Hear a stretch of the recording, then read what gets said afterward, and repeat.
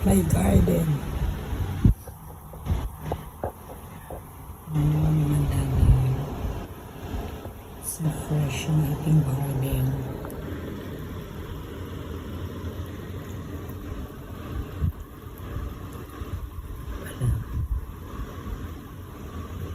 Kaya mas gusto kong kainin yung sa side.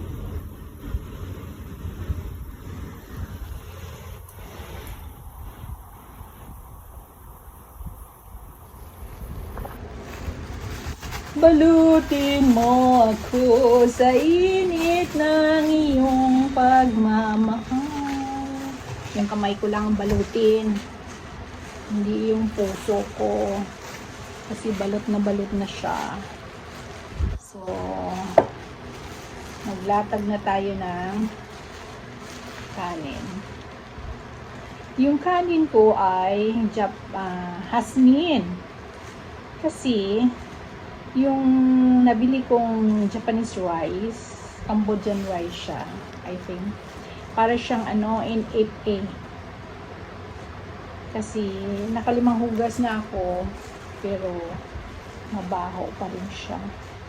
Parang kaya ito na lang ang hasmin. Maganda din palang hasmin. Maganda rin siya, para din siyang akala ko kasi naka-focus lang ako sa Japanese rice eh. Dati, sa original na Japanese rice talaga. Super mahal naman siya.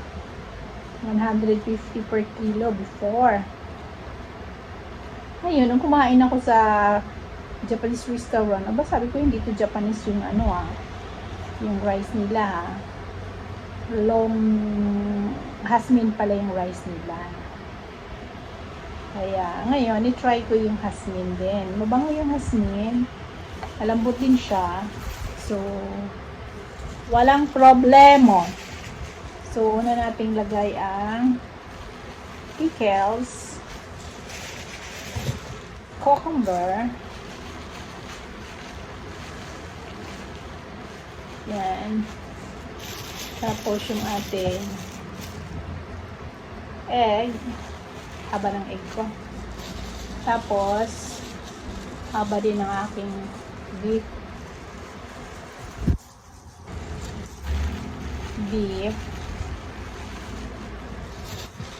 Tignan natin.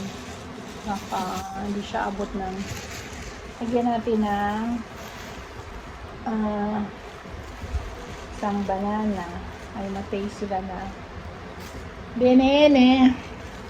Tingnan natin yung banana para may ma-taste sila. Mamipis lang ngayon yung banana ko kasi nakain ko siya. Hindi ko akalain na magluluto pala ako na yan. Takipan natin siya ng romaine lettuce. Parang hindi ko romaine lettuce eh. Yan. So, takipan natin. Taste natin siya mamaya kung sarap na siya. First time ako naglagay ng lettuce. Para yung kanin ko parang konti lang.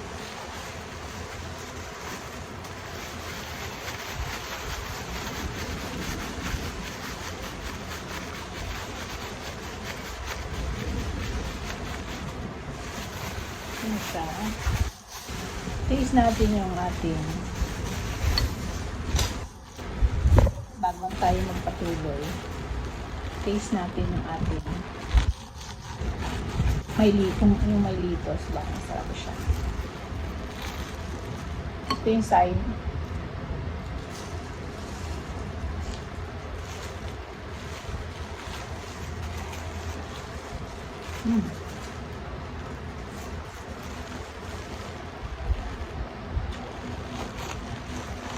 Nabuak. Ito pa rin yung side.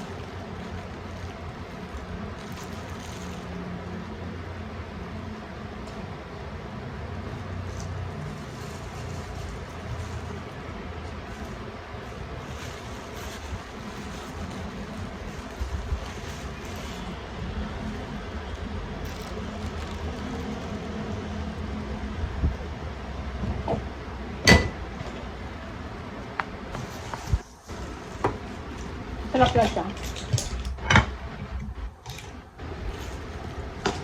Masarap sa mga lalam. Malitos.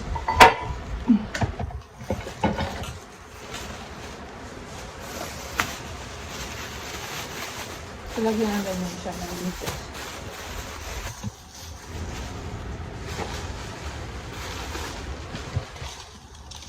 Lagyan natin siya ng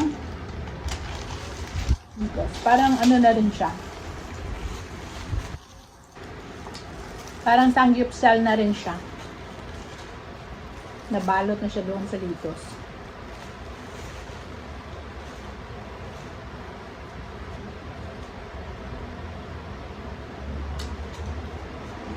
Gagawin na lang natin, flatten na lang natin yung litos.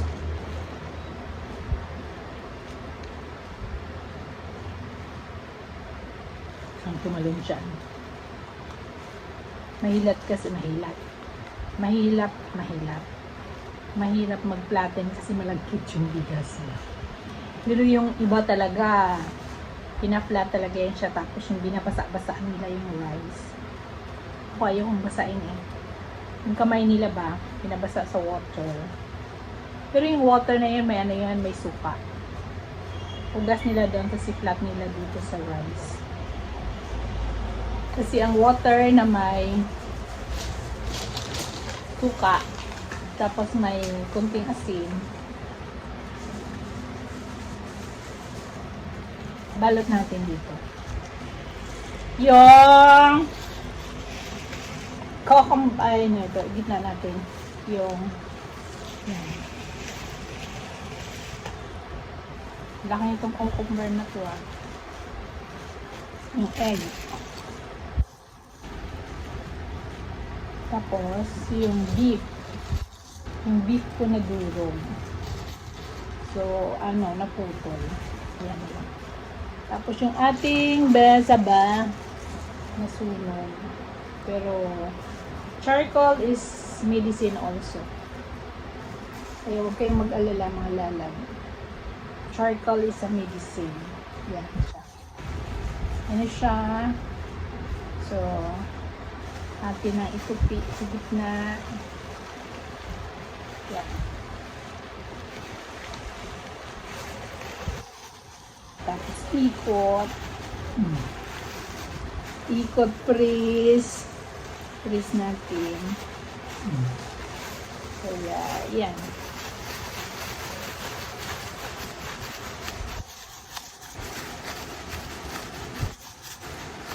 Ay, pagkanawa ng log. Yan na siya mga lalab. Nahulog yung aking ano eh. Spatula eh.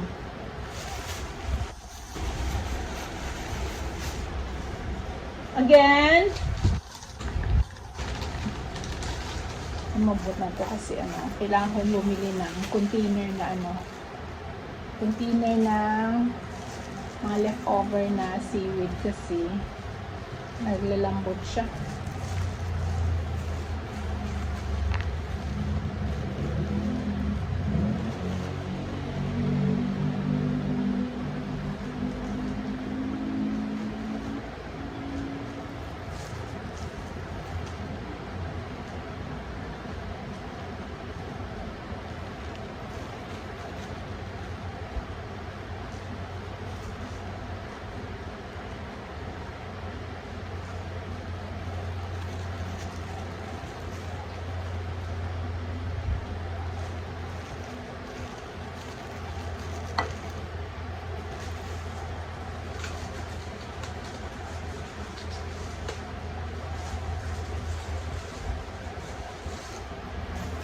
Gitna.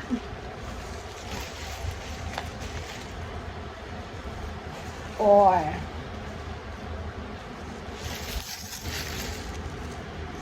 ay haba siya. Cucumber. Beef.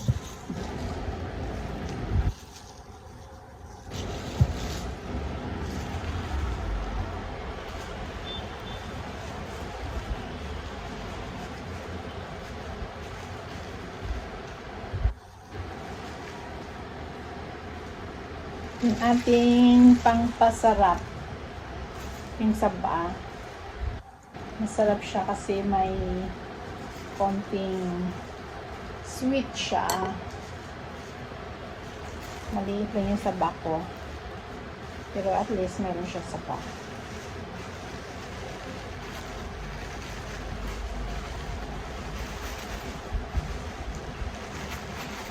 Sa mga batang ayaw kumain ng gulay, ito yung best alternative. Kailangan nila may fiber para yung mga kinakain nila ay mabilis matulog.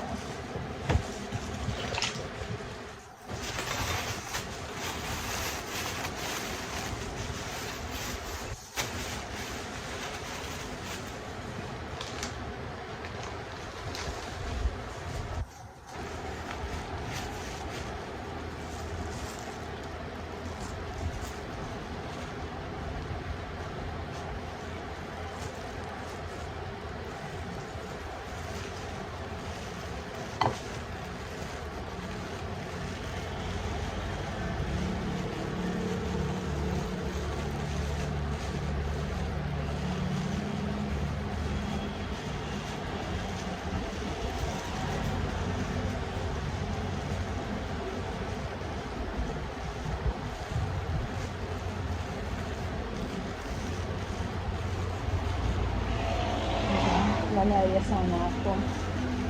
Tapos, Bananas. terminal pupuntahan sana.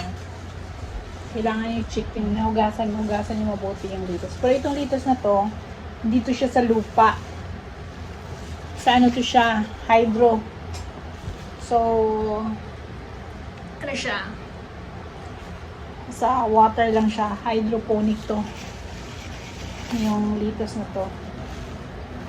Yung nakita ko sa Facebook mahal yung tinda niya dito sa ano siya, 35 to 80, 17 lang to sa ano sa SM. Kanya mahal.